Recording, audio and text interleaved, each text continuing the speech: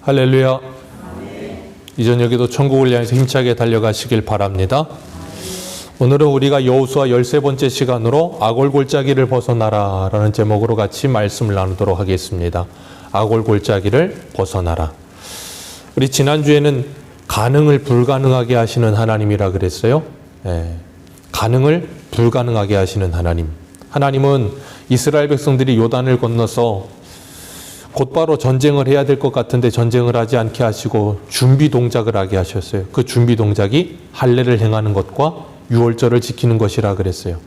할례를 행함과 유월절을 지킴으로 그들이 자신들의 정체성을 바르게 하는 것, 그들이 하나님의 언약 백성이고 예수 그 어린 양의 대속의 죽음으로 그들이 하나님께 구원받은 백성이라는 것에 대한 분명한 인식이 그들 안에 있게끔 만드셨다 그랬어요. 왜 그런가 하면 그들에게 허락하신 적과 이르는 그 가나안 땅에 들어가서 땅 차지하는 데에 목적이 있는 것이 아니기 때문에 그래요. 하나님은 그들이 광야에 있던 아니면 가나안 땅에 들어가 있던 아니면 애굽에 있던 그 지역 자체가 어디에 있느냐에 중요성을 두지 않으십니다. 뭐에 중요성을 두시냐면 그 사람들에게 항상 관심을 가지시는 거예요. 애굽에 있을 때도 그 사람들에게 관심을 가지셨고 광야에 있을 때도 그 사람들에게 관심을 가지셨고 가나안 땅에 있을 때도 그 사람들에게 관심을 가지셨어요. 그렇기 때문에 우리가 찬송하는 것처럼 그 어디나 하늘나라 그런 고백처럼 그 어디이든 장소가 어디이든 하나님이 나와 함께 하시면 그것이 하늘나라가 될 수 있으며 하나님이 나와 함께 하시면 나는 승리할 수 있다는 분명한 믿음을 갖기를 원하시는 거예요. 그래서 하나님은 가나안 땅에 들어가서 첫 번째 전쟁인 여리고 전쟁에서 어떻게 하게 하셨어요? 우리의 상식을 넘어서는 비상식적인 방법으로 전쟁을 하게 하셨어요. 가나안 땅은 총칼이나 인간적인 방법으로 전쟁에서 얻는 땅이 아니라 무엇으로 얻는 땅이라 그랬어요? 하나님의 말씀에 순종함으로 얻는 땅이라 그랬어요. 그래서 하나님은 온전히 순종함으로 가나안 첫 성인 가장 강한 여리고성이 무너지는 걸 보여주시면서 전쟁은 하나님께 달려있다는 걸 가르치셨어요. 근데 사람은 언제나 이렇게 잘 나갈 때 삐끗합니다. 여리고성이 무너지고 나니까 그 다음 아이성은 이름처럼 아이처럼 보여서 그것을 당연히 이길 수 있을 거라고 착각을 하다가 그들은 하나님께 묻지도 않고 2-3천 명만 올리면 된다는 정탐꾼들의 말에 여호수아가 뭐예요? 그냥 2-3천 명을 올립니다. 그런데 그 아이성에서 전쟁에서 패하고 실패하게 됩니다. 하나님은 그들에게 그 실패를 통하여서 뭘 가르치세요? 그들이 하나님을 떠나서는 아무것도 할 수 없는 존재라는 걸 가르치시는 거예요. 우리도 그렇죠. 일상생활 속에서 하나님을 떠나서는 우리들이 아주 작은 문제에서도 우리가 걸려 넘어지는 존재라는 걸 하나님은 늘 확인시켜 주세요. 그래서 내가 하나님의 은혜에 충만하고 하나님과 함께 할 때는 아무 문제 되지 않던 것들이 하나님을 떠나 있을 때, 믿음에서 떠나 있을 때 아주 작은 문제도 우리에게는 힘든 일이 돼요. 그래서 전도서는 뭐라 그랬어요? 메뚜기도 짐이 되는 때가 온다 그랬어요. 그만큼 연약해지고 다른 사람들의 말 한마디, 눈빛 하나 아니면 어떤 작은 사건 하나에 우리들이 자꾸 무너져요. 왜 그래요? 내가 굉장히 신경이 곤두서 있어서요. 그러다 보니까 아주 작은 것도 자꾸 눈에 거슬리는 거예요. 그때 우리는 뭐 해야 돼요? 기도해야 되는 거예요. 아, 내가 지금 너무나 예민해져 있구나. 내가 지금 영적으로 지금 무너져 있구나. 사단이 이 분노와 나의 이 성격과 나의 이 고집과 나의 이 화로 인해서 나를 조종하려고 드는구나 하는 것을 캐치할 수 있어야 돼요. 그게 영적인 민감성이라고 하는 거예요. 우리가 하나님의 말씀을 가까이 하고 기도하면 할수록 그 영적인 민감성이 뛰어나야 되는 거예요. 그 영적인 민감성이 뛰어나지 않으면 사람은 자꾸 뭐 하게 돼요? 우리 주일 저녁에 에베소서 6장 말씀을 나눴죠. 우리의 싸울 것은 혈과 육이 아닌데 영적인 민감성이 떨어지니까 자꾸 누구와 싸우려고 들어요? 사람과 싸우려고 들어요. 우리의 싸움의 대상은 사람이 아닙니다. 사람 뒤에 있는 배후에 있는 사단과 싸워야 됩니다. 그러려면 뭐 해야 돼요? 기도하는 수밖에 없어요. 그래서 하나님은 우리들에게 그 가나안 땅에 들어갈 때 가나안 땅 들어가서 그들이 싸우는 전쟁이 어떤 전쟁인지를 가르치시는 다 이 문장 한 구절이 있어요.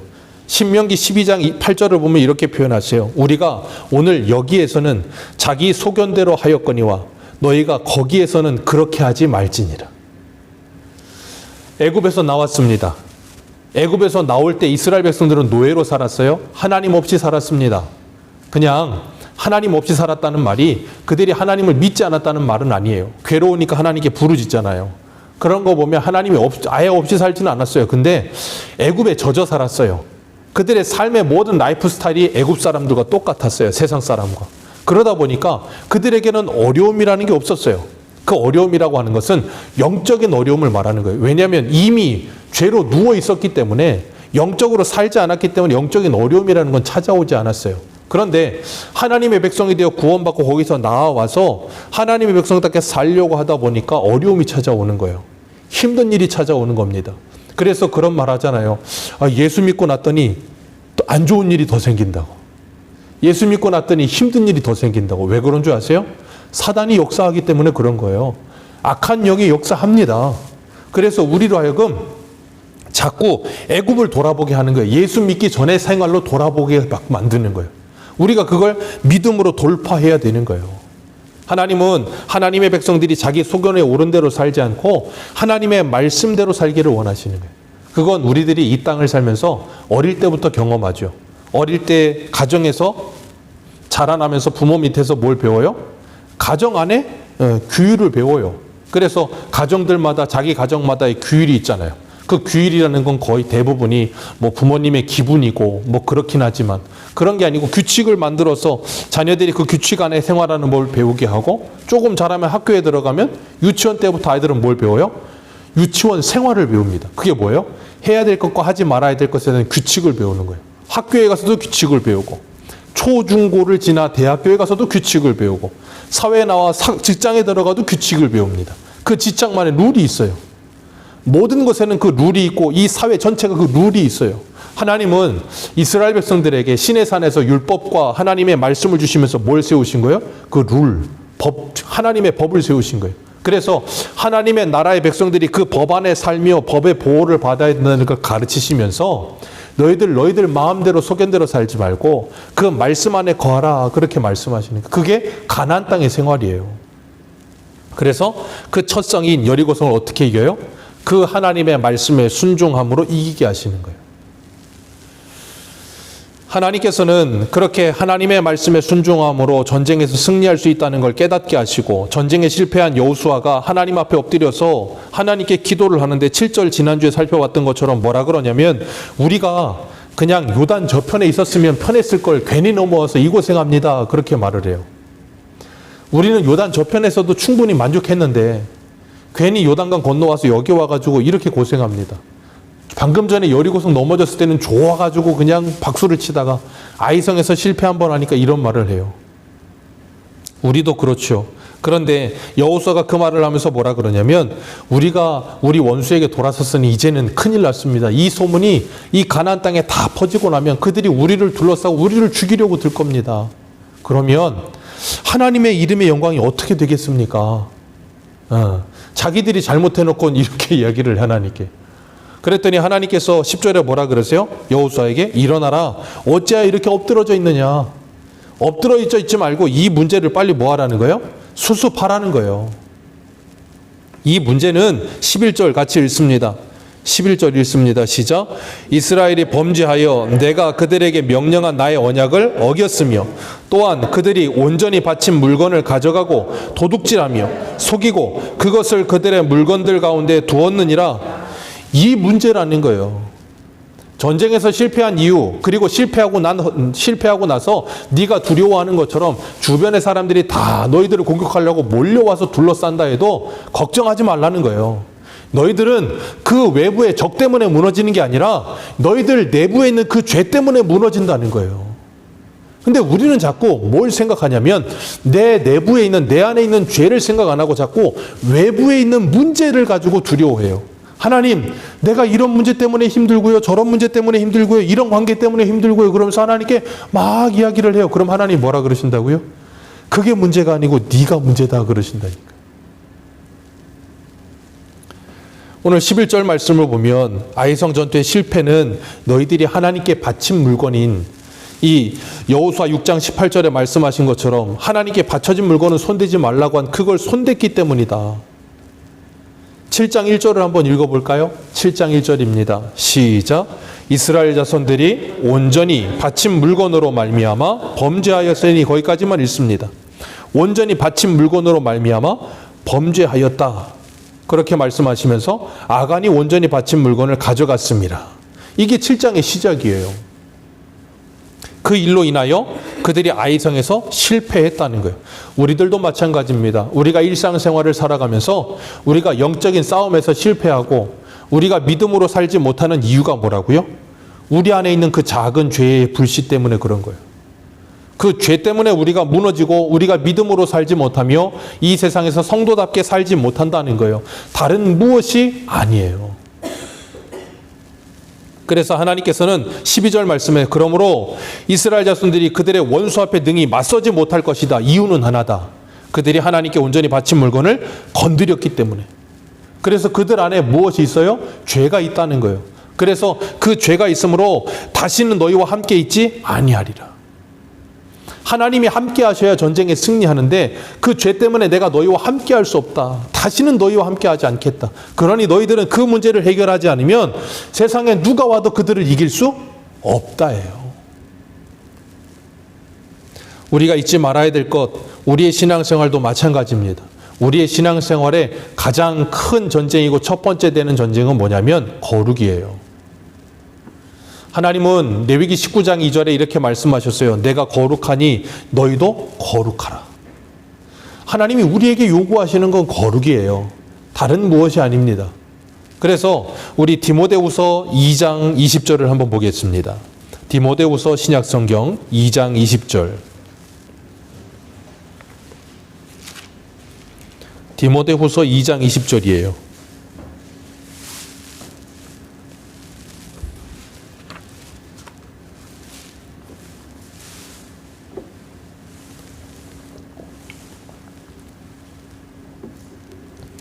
디모데후서 2장 20절부터 22절까지 같이 한번 읽습니다. 시작. 큰 집에는 금그릇과 은그릇뿐 아니라 나무그릇과 질그릇도 있어 귀하게 쓰는 것도 있고 천히 쓰는 것도 있나니, 그러므로 누구든지 이런 것에서 자기를 깨끗하게 하면 귀히 쓰는 그릇이 되어 거룩하고 주인이 쓰심에 합당하며 모든 선한 일에 준비함이 되리라. 또한 너는 청년의 정욕을 피하고 주를 깨끗한 마음으로 부르는 자들과 함께 의와 믿음과 사랑과 화평을 따르라. 아멘. 여기서 사도 바울은 디모데를 향해 뭐라고 말하고 있어요? 하나님이 쓰시는 그릇은 무슨 그릇이라고요? 깨끗한 그릇이라.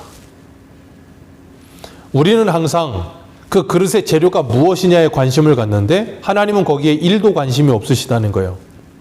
금그릇이든 나무그릇이든 질그릇이든 상관없다는 거예요. 우리도 그렇잖아요.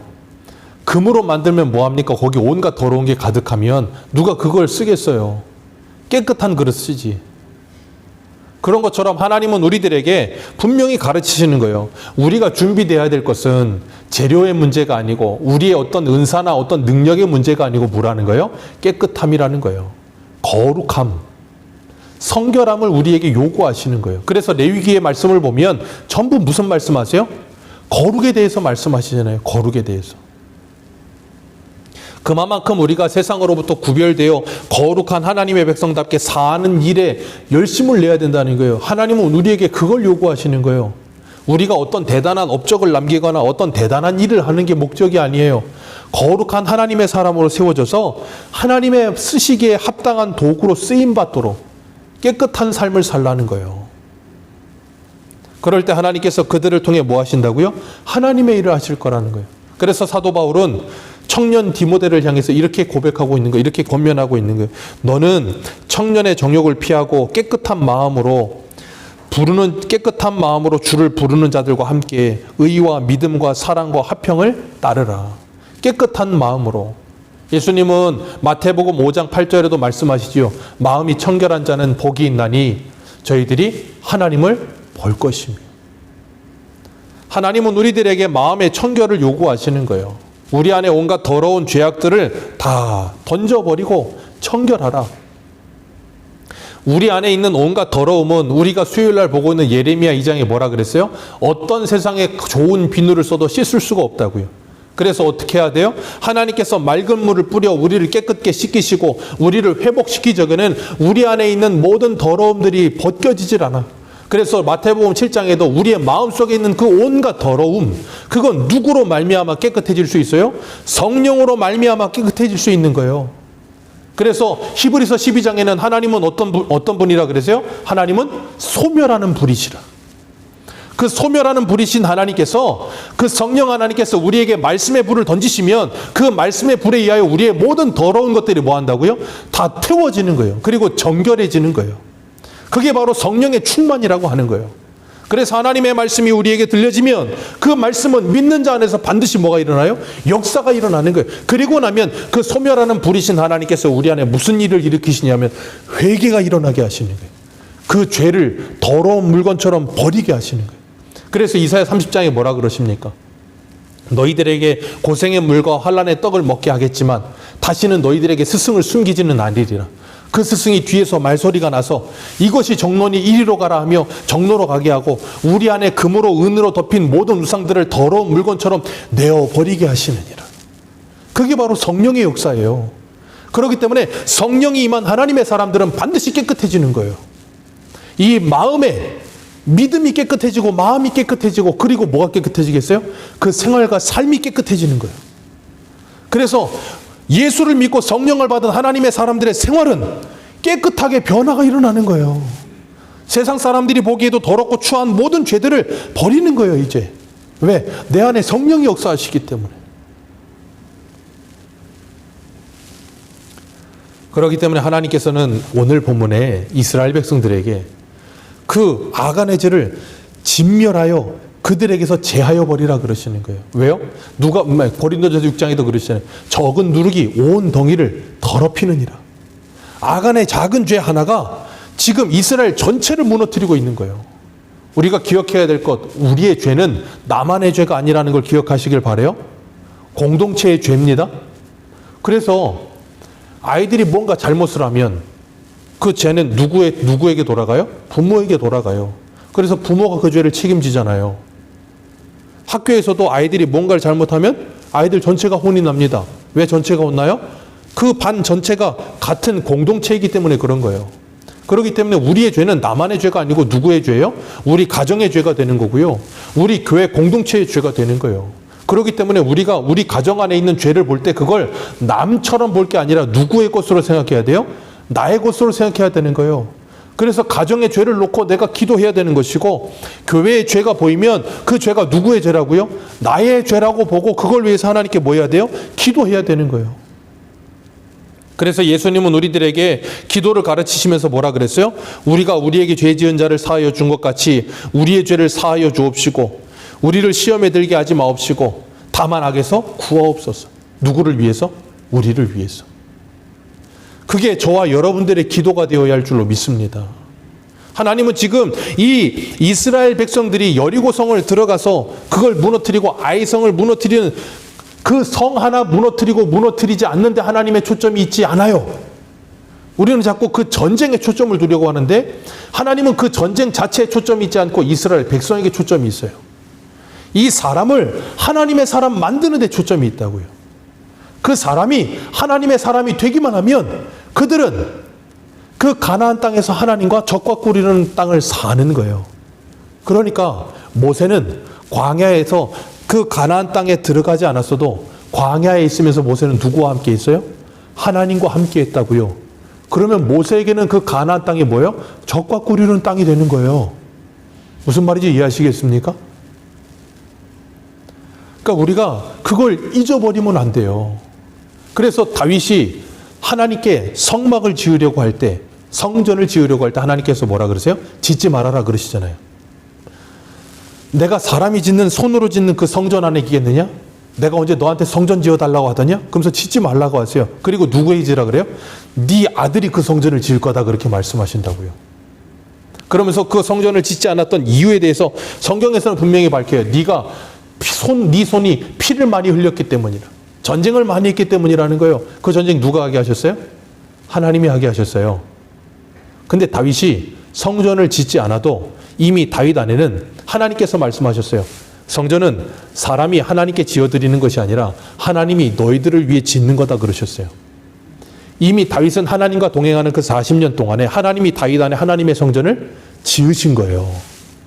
그렇기 때문에 다윗이 성전을 지을 필요가 없었던 거예요. 근데 그 20살 아들 솔로몬은, 이제 시작하는 솔로몬은 눈에 보이는 성전을 지으면서 뭐 하는 거예요? 하나님의 성전이 그 안에 지어지도록 하나님이 훈련하시는 과정이라고요. 그러니까 우리가 이런 것들에 대한 분명한 이해가 없으면 자꾸 오해하게 되는 거예요. 그래서 하나님께서 이스라엘 안에 있는 그 죄를 진멸하도록, 그래서 오늘 본문으로 돌아가셔서 15절을 한번 볼까요? 15절 같이 읽습니다. 시작. 온전히 바친 물건을 가진 자를 뽑힌 자로 불사르되 그와 그의 모든 소유를 그리하라. 이는 여호와의 언약을 어기고 이스라엘 가운데에서 망령된 일을 행하였음이라 하셨다 하라. 아멘. 하나님께서 이걸 자꾸 뭐로 연결시켜요? 언약과 연결시켜요. 언약이 뭔데요? 하나님이 그들과 언약하셨어요. 전직 이 여리고성 무너뜨리기 전에, 무너지면 모든 걸 다 바친 물건으로 하나님께 드려라. 건드리지 말아라. 약속을 했다고요. 그 언약은 오늘 새벽에도 언약에 참여하라 그러면서 신명기 말씀을 왔지만, 언약의 불이행은 뭐라고요? 곧 죽음이에요. 그러니까 그 언약의 불이행자는 그 바친 물건과 함께 바친 것이 되어 죽어야, 그래야 그 죄가 제거되는 거예요. 이스라엘 백성들이, 오늘 본문의 아간은 이 뒤에 보면 21절에 그가 훔친 것에 대해서 나오죠. 시날산 아름다운 외투 한 벌, 은 20세겔, 금 50달란트, 금 50세겔. 뭐 시날산 외투가 무슨 메이커든 아니면 아름답든 금이 200달란트든 50달란트든 50세겔이든 그게 중요한 게 아니에요. 하나님께서 금하신 것을 그들이 탐하여 욕심으로 그것을 취하였다는 데 문제가 있는 거예요. 그게 뭐예요? 하나님의 언약의 말씀을 어겼다 그 말이에요. 하나님은 거기에 지금 초점을 두고 계시는 거예요. 시작에 말씀드렸잖아요. 그들이, 너희들은 전에 여기서는 소견에 옳은 대로 했지만 들어가서는 그리하지 말아라. 하나님의 법과 말씀에 순종해라. 거기에 포인트가 있는데 그걸 어기는 거예요. 그걸 어기면 어떻게 되는데요? 죄의 삭은 사망이요. 그게 어디서부터 시작됩니까? 에덴 동산에서부터. 하나님께서 분명히 말씀하셨어요. 모든 걸 다 준다. 다만 중앙에 있는 선악과 건드리지 마라. 먹는 날에는 너희들이 정령 죽으리라. 반드시 죽는다. 근데 그들은 사단의 관계에 속아서 그걸 보니 보암직하고 먹음직하고 지혜롭게 할 만큼 탐스러워 보인 거예요. 그 욕심에 매료되어서 그걸 따 먹어버렸어요. 그리고 어떻게 됩니까? 죽어버렸죠. 하나님과의 관계의 단절. 생명이신 하나님의 생명이 없으니까 죽은 거예요. 살아도 죽은 거예요. 그게 바로 야고보서 1장에 말하는 욕심이 잉태한 즉 죄를 낳고 죄가 장성한 즉 사망을 낳는 거예요. 오늘 본문의 아간의 죄가 그거예요. 21절 다시 한번 봅니다. 21절 시작.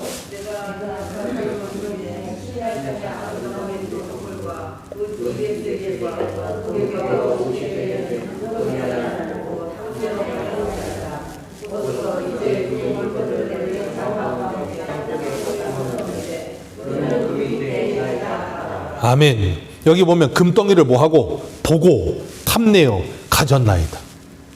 하와도 보고 탐내어 먹어버렸어요. 아간의 죄가 바로 그 하와의 죄예요. 하나님의 말씀이 보이질 않는 거예요. 사람이 이 탐욕에 사람이 확 쓰이게 되면 아무것도 안 보입니다. 그것을 갖고자 하는 소유욕, 탐욕, 그렇게 확 여기가 갇혀지면 눈도 가려지고 귀도 가려져서 안 들려요. 우리가 그러잖아요. 젊을 때, 어릴 때 이 호르몬이 분비가 과다될 때는 사랑에 빠지면, 이 육체적인 사랑에 빠지면 어떻게 돼요? 아무것도 안 보입니다. 아무것도 안 보이고 아무것도 안 들려요. 누가 뭐라고 해도 안 들립니다. 우리는 연예인들 중에 두 사람이 그렇게 되는 걸 봤잖아요. 온 나라 전체가 그걸 봤잖아요. 온 나라 전체가 사기꾼이라고 해도 안 들려요. 사람이 그 소유욕과 욕심에 탐욕에 물들어 버리면 그렇게 되는 거예요. 하나님의 말씀이 안 들려요. 안 보입니다. 분별력을 상실해 버려요. 사단은 그걸 노리는 거예요. 그래서 우리로 하여금 뭐하게 만들어요? 이 세상에 욕심내게 만드는 거예요, 자꾸. 그래서 그 세상의 것으로 자꾸 나를 채워야만 내가 무엇인가 대단해지고 내가 무엇인가 이루었다라는 착각에 빠지게 만들어서 하나님의 말씀이 들리지 않고 하나님의 나라가 보이지 않고 자꾸 이 땅에 매몰되게 만들어 버리는 거예요. 그래서 뭐하게 만들어요? 세월을 허비하게 만들어요. 그래서 에베소서 5장에 뭐라 그랬어요? 세월을 아끼라. 때가 악하니라. 안 그러면 세월을 한참 허비하고 나중에 가서 후회하는 거예요. 되돌아보면서. 그렇기 때문에 인간의 욕심은 끝이 없어요. 끝이. 그 돈을 사랑함이 일만하게 뿌리가 돼버리는 거예요. 아간도 이 돈을 사랑하는 그 욕심이 그의 뿌리가 돼요. 그래서 골로새서 3장은 뭐라 그럽니까? 사람의 탐심이 우상 숭배니라 그렇게 말씀하시는 거예요. 그 탐심을 죽이지 못하면 우리는 이 전쟁에서 승리할 수가 없는 거예요. 그래서 하나님의 말씀으로 뭐예요? 그 탐심을 죽이는 거예요. 오늘 25절 말씀 보면 25절 같이 한번 읽습니다. 시작. 여호수아가 이르되 내가 어찌하여 우리를 괴롭게 하였느냐. 거기까지만 읽습니다. 네가 어찌하여 우리를 괴롭게 하였느냐. 아간이 죄지었는데 우리를 괴롭게 한다라고 이야기하고 있어요. 기억하십시오. 나의 죄는 나의 죄만 나만의 문제가 아닙니다. 그렇기 때문에 우리가 죄 짓는 거 쉽게 생각하지 마세요. 나만의 문제가 아니에요. 내 죄가 우리 가정의 죄고요. 내 죄가 우리 교회의 죄가 된다니까요. 가정의 문제를 일으키고요. 교회에 영향력을 미친다니까요. 우리는 자꾸 그 죄를 너무 가볍게 여기고 쉽게 여겨. 아니라니까요. 하나님은 우리를 흙으로 만드셨어요. 사람을 흙으로 빚으시고 그 코에 생기를 불어넣으니 생령 살아있는 영이 된지라 그러셨어요. 그렇기 때문에 우리가 그 생령이신 푸뉴마 성령이 우리 안에 충만하지 않으면 우리는 어떤 존재예요? 흙에 불과한 거예요. 그리고 나면 내가 성령에 충만하고 은혜에 충만하지 않아서 그냥 내가 육적인 사람이 되어 살면 우리는 뭘 날리게 되냐면 흙먼지 날리는 거예요. 봄이 되면 황사 일어나잖아요. 어젠가 그저께도 보니까 미세먼지 농도가 막 100몇 올라가고 뭐 여름이었나 봄이었나 그때는 뭐 400몇 500몇 막 그렇게 올라가기도 하더라고요. 우리는 그럴 때면 어떻게 해요? 마스크 쓰고 공기청정기 돌리고 밖에 문을 닫아놓고 되도록이면 흙먼지 안 맞으려고. 왜요? 싫으니까. 내가 성령에 충만하지 않으면 내가 바로 그런 미세먼지예요. 돌아다니는 미세먼지. 그러니까 가는 곳만 어떻게 해요? 가정에 가도 가정을 그냥 혼란스럽게 만들고 교회 가도 교회를 혼란스럽게 만들고 내가 미세먼지 돼 있는 거예요. 그래서 우리는 하나님의 성령의 충만을 구해야 되는 거예요. 그리고 하나님께서는 여기서 분명히 말씀하세요. 너희들의 그 죄 때문에 우리가 괴롭다 그러면서 하나님께서 오늘 본문 15절에 그 온전히 바친 물건을 가진 자를 다 뽑아 불살라 버려라. 그 말씀처럼 25절 말씀 어떻게 해요? 온 백성이 그들을 돌로 치고 불사르니라. 너무나도 잔인하죠. 그냥 시날산 아름다운 외추 한 벌, 그리고 50세겔 금덩이, 그리고 은 200세겔 정도 훔친 것 뿐인데 하나님 너무하시지 않습니까? 근데 하나님이 죄에 대하여 이렇게 무섭게 심판하세요. 왜요? 하나님은 죄를 용납지 않으시기 때문에 그래요. 하나님은 그래서 그 죄를 뭐 하신다고요? 소멸하시며 진멸시키십니다. 우리 안에 그 죄를 그냥 내버려 두질 않으세요. 그렇기 때문에 우리가 우리 안에 숨겨놓은 죄가 있으십니까? 그 죄를 주님 앞에 나와 회개함으로 고백하시기를 주님의 이름으로 축복합니다. 하나님께서 그 죄를 소멸하여 주시고 깨끗게 하여 주실 줄 믿습니다. 그러지 않으면 그 죄와 함께 소멸된다니까요. 그래서 하나님의 백성들에게 있어서 참 복된 건 뭔지 아세요? 우리가 세상 사람과 똑같이 죄를 지어요. 예수를 믿고 있지만 그럼에도 죄를 지어요. 그런데 우리에게는 그 죄가 죄로 끝나지 않아요. 하나님께서는 말씀을 통해, 사람을 통해, 주변을 통해 우리가 그 죄를 돌이키고 회개하게끔 만들어내세요. 그게 하나님의 섭리하심이고 성도의 견인이라고 부르는 거예요. 그래서 하나님께서 우리를 끝까지 책임져 주시는 거예요. 우리가 하나님께서 왜 이렇게 아간의 죄를 무섭게 다루시는가를 잘 아셔야 되는데, 지금 이스라엘 백성들이 요단강을 건너서 가나안 땅 정복 전쟁을 시작하는 그 시작 단계란 말이에요. 첫 전쟁에서 승리하고 그 전쟁에 하나님이 하지 말란 일을 해서 범죄했어요. 그 일로 인해 하나님께서 아간과 그 모든 가족을 진멸시키셨습니다. 그 이유는 첫 번째라는 데 있어요. 구약에 보면 이스라엘 백성들이 출애굽하고 나서 광야에서 하나님께서 시내산에서 성막 짓게 하시고 모든 계명을 다 주시고 레위기 10장에 보면 아론과 그리고 그 두 아들 나답과 아비후가 하나님께 제사를 드릴 때 그들이 다른 불을 제사 드림으로 말미암아 하나님께서 그 불로 그들을 태워 죽이십니다. 그리고 나도 그 다음 절에 뭐라 그러시냐면 독주를 마시지 말아라. 그런 표현을 써요. 그걸로 유추해 보면 나답과 아비후가 술 취해서 하나님이 정하시지 않은 다른 불을 들이다가 그 불에 의해 그들이 죽은 거예요. 그러면 나답과 아비후 말고 그 이후에는 절대 다른 불로 들인 사람들이 없었겠죠? 오늘 아간이 이렇게 도둑질했는데 아간 이 여리고 전쟁이 가나안 전쟁이 7년 6개월 동안 계속되거든요. 이 도둑질한 사람 이 사람들 말고 전혀 없었겠죠? 아마 없었을지도 몰라요. 무서워서. 신약 성경을 가면 사도행전에 하나님께서 성령을 주시고 거기에 예루살렘 교회가 시작됩니다. 그래서 초대교회가 시작되는데 거기에 비참한 죽음을 당한 두 부부가 있어요. 아나니아와 삽비라. 사람들이 몰려듭니다. 3,000명, 5,000명, 그래서 8,000명, 막 10,000명씩 몰려들었을지도 몰라요. 엄청나게 많은 투자가 몰렸는데 거의 대부분이 빈곤층이었어요. 먹고 살 게 없으니까 재산이 많았던 사람들이 자기 재산의 일부를 팔아서 사도들에게 주었어요. 이걸로 구제하자고. 그러니까 교회들은 그들을 칭찬하고 그들을 칭송하고 인정해 주는 거예요. 그러다 보니까 옆에 있던 아나니아 삽비라가 그걸 보고 시기심이 드는 거예요. 자기들도 인정받고 싶은 거예요. 그러니까 자기들이 가지고 있던 밭을 팔아가지고 그걸 가지고 베드로에게 갖다 내는데 한 절반쯤 갖다 낸 거예요. 그러니까 베드로가 화를 내죠. 그러면서 뭐라 그러냐면 어찌하여 사단이 내 마음에 가득하여 내가 성령을 속이고 땅값의 얼마를 감추었느냐 그렇게 말을 해요. 아나니아와 삽비라의 잘못은 돈을 절반만 냈기 때문에 잘못이 아니에요. 무엇이 잘못이에요? 거짓말이 잘못이에요. 땅을 팔았는데 절반만 가져왔습니다. 그랬으면 죽었을까요? 아니라고요.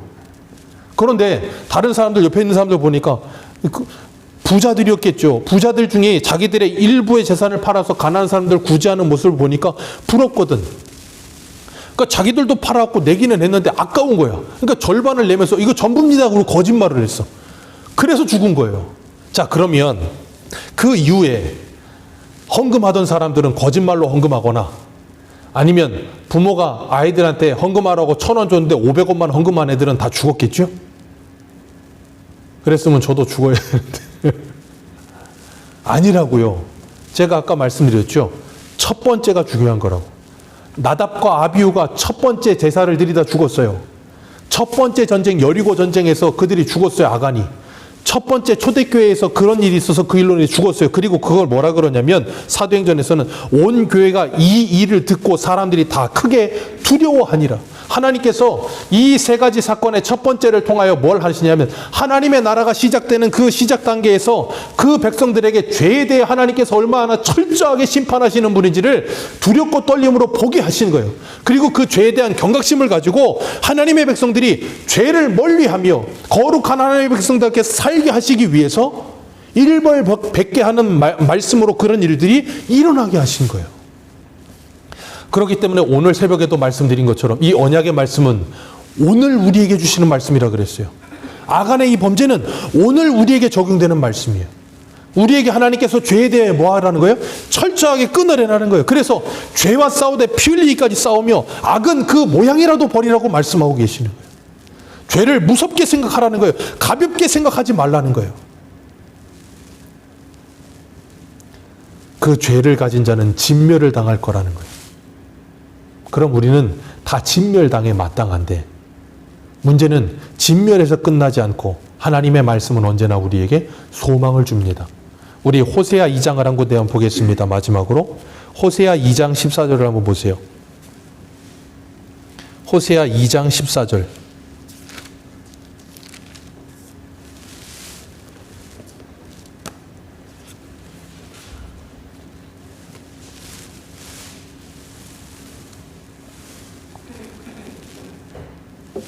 호세아 2장 14절에서 17절까지 우리 같이 읽겠습니다. 시작. 그러므로 보라, 내가 그를 타일러 거친 들로 데리고 가서 말로 위로하고 거기서 비로소 그의 포도원을 그에게 주고 아골 골짜기로 소망의 문을 삼아주리니 그가 거기서 응대하기를 어렸을 때에 애굽 땅에서 올라오던 날과 같이 하리라. 여호와께서 이르시되 그날에 내가 나를 내 남편이라 일컫고 다시는 내 바알이라 일컫지 아니하리라. 내가 바알들의 이름을 그 입에서 제거하여 다시는 그의 이름을 기억하고 부르는 일이 아멘. 지금 하나님께서 호세아에게 창녀 고멜과 결혼하게 하셨죠. 그리고 이스라엘과 결혼한 하나님에 대해서 말씀하시는 거예요. 그러면서 하나님께서 뭐라 그러시냐면 내가 너희들의 남편이 되어 주어서 다시는 너희들의 입에서 바알의 이름이 아예 기억지도 않고 나오지도 않게 만들어 주겠다. 그리고 뭐 하세요? 아골 골짜기로 뭘 만들어 주겠다? 소망의 문을 만들어 주겠다. 아골 골짜기, 진멸의 골짜기, 괴로움의 골짜기, 환난의 골짜기, 그곳을 소망의 문을 만들어 주겠다. 그게 뭐예요? 예수 그리스도의 십자가. 우리가 진멸당해야 될 그 죄를 예수님께서 다 업으시고 십자가에 대신하여 죽으시고 부활하셔서 우리에게 소망의 문을 열어주신 거예요. 그래서 우리는 오늘도 이 자리에 있는 거예요. 그 은혜로 말미암아 이곳에 있는 우리들은 이제는 뭐 하는 거예요? 우리의 죄 때문에 죽으신 그 예수 그리스도를 바라보면서, 날마다 바라보면서 우리의 죄가 얼마나 무서운 것인지를 기억하고 너희의 구원을 두렵고 떨림으로 이루어가라. 주님은 오늘도 우리에게 그 말씀하시는 거예요. 그래서 하나님께서는 우리들에게 히브리서 12장에 말씀하세요. 하늘뿐 아니라 땅까지 흔들려서 모든 것이 다 떨어지게 될 텐데, 그 모든 것이 다 떨어지게 될 때 하나님께서 우리에게 뭐라 그러시는가 하면 너희들은 은혜를 받자라고 표현을 하세요. 뭐든 다 떨어지고 나머지 하나 남는 게 있는데 그게 뭐냐면 흔들리지 않는 나라를 남겨두시는 거예요. 그게 뭐예요? 그리스도의 나라. 이 세상에 있는 하늘과 땅에 다 흔들려서 다 무너질 건데 딱 하나 흔들리지 않는 그리스도의 나라만이 남을 거라는 거예요. 그러니까 너희들은 뭐 하자는 거냐면 그 그리스도의 나라 안에서 은혜를 받고 살아라 그러시는 거예요. 우리가 아간의 범죄, 그 탐욕, 그걸 이길 수 있는 유일한 방법이 뭐라고요? 하나님의 은혜를 받는 거예요. 하나님의 은혜를 받고 성령의 충만을 받을 때 우리 안에 그 탐욕과 탐심은 사라지고 감사가 넘치게 되는 거예요. 오늘도 우리가 이 말씀을 기억하면서 하나님께서 예수 그리스도 안에서 아골 골짜기에서 소망의 문을 열어주셨음에 감사하고 그 은혜로 죄와 싸우며 승리하는 저와 여러분들 되시기를 축복합니다. 기도하겠습니다.